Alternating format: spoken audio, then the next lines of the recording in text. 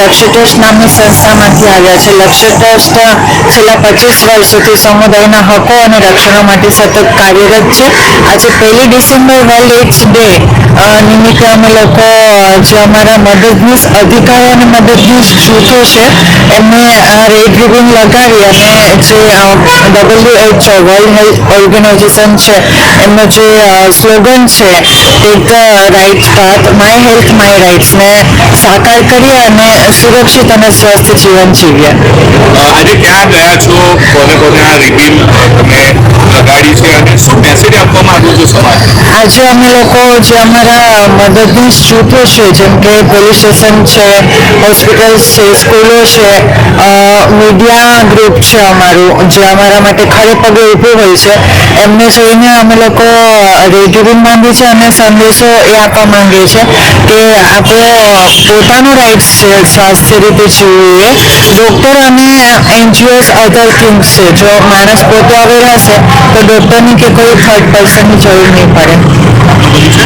મારું નામ KT માકાની, community councillor, લક્ષ્ય ટ્રસ્ટ. 1 ડિસેમ્બર વિશ્વ એડ્સ દિવસ જે સમગ્ર વિશ્વમાં મનાવવામાં આવે છે. એના મુખ્યત્વે બે મેઇન અમારા ફોકસ છે જેમાં 2024 વર્લ્ડ એડ્સ ડેનું પહેલું જે મેસેજ છે કે ટેક ધ રાઇટ પાથ એટલે અધિકારનો રસ્તો અપનાવો. માય હેલ્થ માય રાઇટ્સ એટલે મારું સ્વાસ્થ્ય મારો પહેલો અધિકાર છે, મારો મૂળભૂત અધિકાર છે. તો એના માટે અવેરનેસ માટે અમે લોકો અમારા જેટલા પણ સ્ટેક હોલ્ડર્સ છે અમને જે પ્રોગ્રામમાં કામ લાગે છે કશું કશું અમને સપોર્ટ કરે છે એવા police station, paramedical staff, hospitals જેટલા પણ છે ત્યાં અમે જઈએ છીએ, ત્યાં અમે રજિસ્ટ્રેશન કરીએ છીએ, અમે એમનું સન્માન કરીએ છીએ.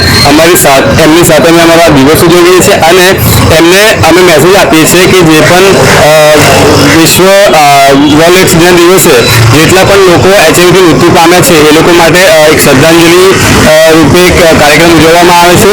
બીજું છે કે અધિકારો હવે જેટલા પણ લોકો એજ્યુકેશન છે પણ છતાં પણ ઘણા લોકો હજુ સુધી HIV વિશે, એડ્સ વિશે ઘણી બધી માહિતી નથી, ખાલી છે તો અધૂરી છે.